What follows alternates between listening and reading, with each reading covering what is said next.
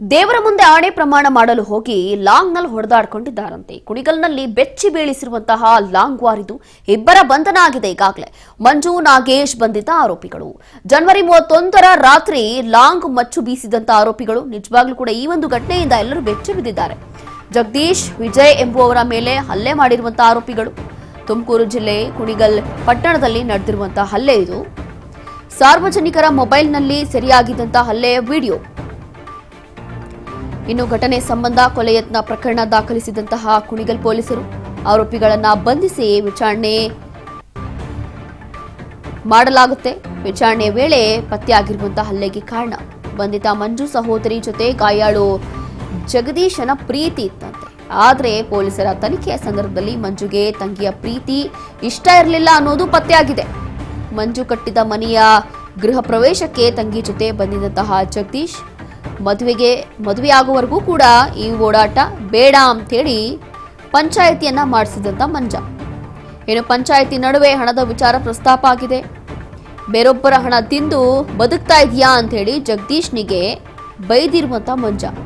ಈ ವಿಚಾರವಾಗಿ ಆಣೆ ಪ್ರಮಾಣದ ಮಾತುಕತೆ ನಡೆದಿದೆ. ಅದರಂತೆ ಶನಿದೇವರ ಮುಂದೆ ಆಣೆ ಮಾಡು ಅಂತ ಹೇಳಿ ಎಲ್ಲರೂ ಬಂದಿದ್ದಾರೆ. ಈ ವೇಳೆ ಮೊದಲು ಜಗದೀಶ್ ಹಾಗೂ ವಿಜಯನಿಂದ ಜಗಳ ಆಗಿದೆ. ಬೆಳಿಗ್ಗೆಯೇ ಲಾಂಗ್ ಖರೀದಿ ಮಾಡಿ ಕಾರ್ನಲ್ಲಿಟ್ಟಿದ್ದಂತಹ ಮಂಜು ಗಲಾಟೆ ಆಗ್ತಾ ಇದ್ದಂತೆ ಲಾಂಗ್ ತೆಗೆದು ಹಲ್ಲೆ ಮಾಡಿದ್ದಾನೆ.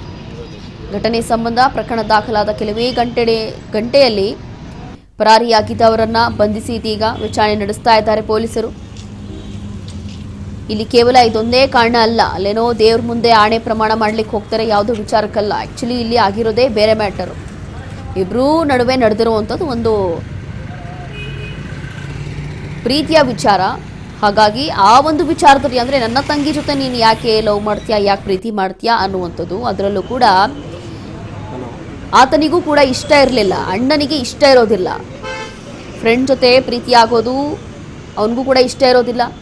ಇದರಲ್ಲಿ ಸ್ವಲ್ಪ ದಿನ ನಮ್ಮಿಂದ ದೂರ ಇರಬೇಕು ಅಂತೇಳಿ ಈತ ಹೇಳಿರ್ತಾನೆ.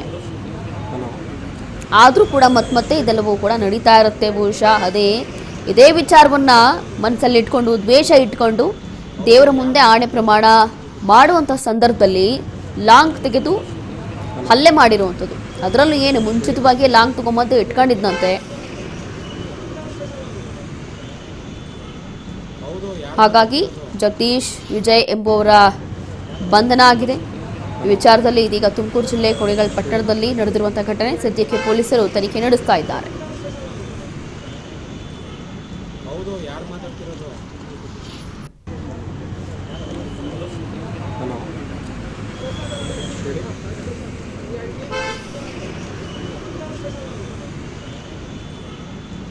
ಯಾರು ಮಾತಾಡ್ತಿರೋದು?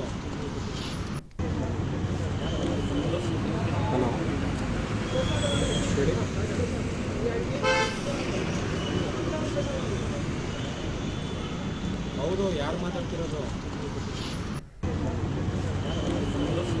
ಹಲೋ, ಹೇಳಿ.